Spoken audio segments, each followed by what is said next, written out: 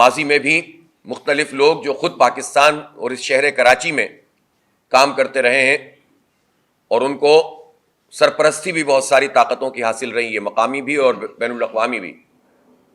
ان لوگوں نے بھارتی راہ کے لیے، امریکی CIA کے لیے، بلیک واٹر کے لیے جو کام کیے ہیں اس کو پوری قوم نے طویل عرصے تک بھگتا ہے. اب اگر اس طرح کی کارروائی پھر شروع ہو رہی ہے تو اس کا مطلب ہے کہ یہ نیٹ ورک ابھی ٹوٹے نہیں ہیں، اور جو نیٹ ورک ہوتے ہیں وہ مقامی سہولت کاری کے بغیر چلتے نہیں ہیں. جتنی بھی جنریشن اس وقت ہو رہی ہے اس جنریشن کو قومی تحویل میں لیں، اس لیے کہ بجلی پاکستان میں زیادہ موجود ہے.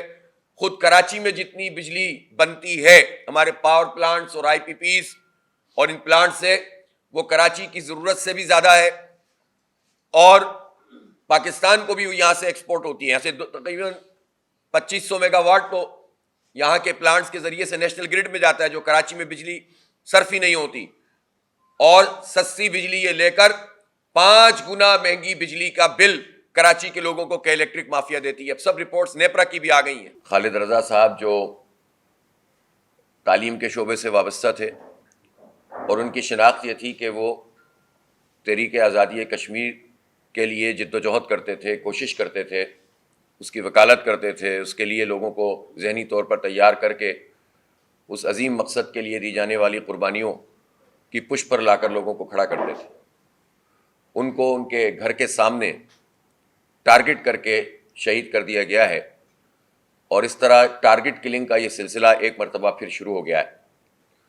ظاہر سی بات ہے کہ ان کا حوالہ چونکہ کشمیر کے ساتھ، تعلیم کے ساتھ اور مثبت کاموں کے ساتھ ہے، تو ان کا اس طرح سے ٹارگٹ کیا جانا یہ نہ صرف یہ کہ ہماری اپنی حکومت، حساس اداروں، پولیس، رینجرز اور دیگر اداروں، ان سب کے لیے بھی سوالیہ نشان ہے، بلکہ اس کو آپ اس سے خارج نہیں کر سکتے کہ اس میں بھارتی راہ کا بھی کوئی کردار ہے.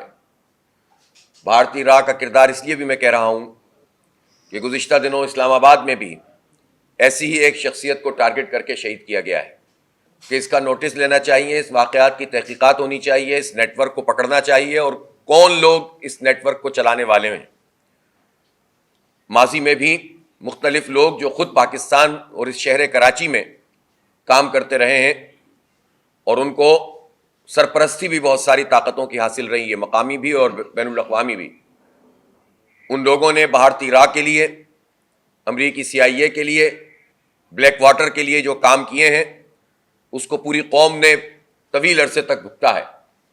اب اگر اس طرح کی کارروائی پھر شروع ہو رہی ہے تو اس کا مطلب ہے کہ یہ نیٹ ورک ابھی ٹوٹے نہیں ہیں، اور جو نیٹ ورک ہوتے ہیں وہ مقامی سہولت کاری کے بغیر چلتے نہیں ہیں.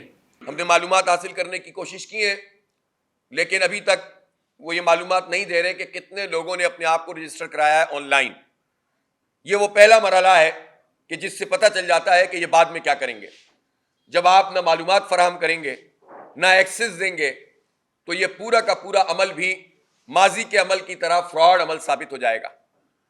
اس لیے ڈیجیٹل مردم شماری کے نام پر اگر نیا فراڈ کرنے کی کوشش کی جائے گی تو ظاہر ہے کہ اس کو بھی واضح طور پر ایکسپوز کیا جائے گا. اس مردم شماری میں بھی 2 فلاز ایسے ہیں جس کے نتیجے میں اس کا اعتبار نہیں بن رہا. ان فلاز کو دور کرنا چاہیے. پہلی بات تو یہ ہے کہ اگر کوئی اپنے آپ کو رجسٹر کروائے تو وہ چیک بھی کر سکتا ہو کہ اس نے اپنے آپ کو رجسٹر کروایا ہے، اور مکمل طور پر جتنے لوگوں نے رجسٹر کروایا اس کا ایکسس بھی ملنا چاہیے. اور یہ ایکسس اسٹیک ہولڈرز کو کم از کم، جس میں پولیٹیکل پارٹیز، کچھ صنعتکار، کچھ ڈیموگرافر، کوئی ایک کمیٹی ایسی ضرور ہونی چاہیے کہ جس کو یہ ایکسس حاصل ہو کہ آج کے دن میں کتنے لوگوں نے رجسٹر کروایا، اور پھر اس کے بعد جب ڈور ٹو ڈور جا کر ویریفیکیشن اور انیومریٹر کام کریں گے تو چونکہ یہ ڈیجیٹل مردم شماری ہے تو روز یہ ایکسس ہونا چاہیے کہ کتنے لوگوں نے رجسٹر کروایا، تاکہ یہ اسٹیک ہولڈر کاؤنٹر چیک کر سکیں. ان کا سم بھی آنا چاہیے، انڈیویجولی نہیں بتانا چاہیے، صرف اس کا سم بھی آنا چاہیے کس بلاک کوڈ کے کتنے لوگوں نے رجسٹر کروایا ہے.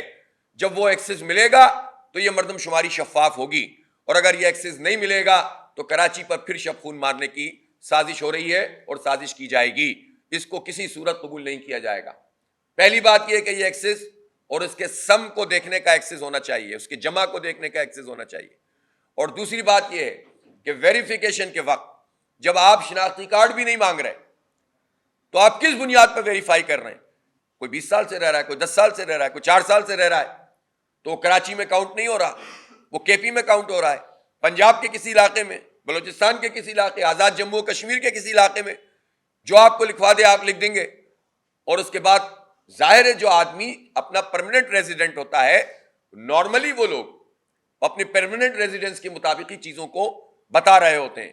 اس کے نتیجے میں کراچی کی آبادی کمپرومائز ہوتی ہے, وسائل یہاں استعمال ہوتے ہیں, انفراسٹرکچر یہاں استعمال ہوتا ہے, یہاں پر سب کچھ ہوتا ہے, لیکن پیسے ہمیں اس کے نہیں ملتے, اور اس کے نتیجے میں ہماری نمائندگی پہ فرق پڑتا ہے. جو ہماری پارلیمانی نمائندگی ہے وہ کم ہو جاتی ہے, اور اسی سے پھر یہ سوالات پیدا ہوتے ہیں کہ کیا کراچی سے کبھی کوئی وزیر اعلیٰ نہیں آ سکتا, کیا شہری علاقوں سے کوئی وزیر اعلیٰ نہیں بن سکتا. اس کا سبب یہ ہے, پھر بات آگے تک چلی جاتی ہے اور لسانیت پروان چڑھتی ہے. اگر کراچی کی آبادی پوری کاؤنٹ کر دی جائے تو یہ لسانیت کے جو بیج بوئے جاتے ہیں وہ ختم ہو جائیں گے.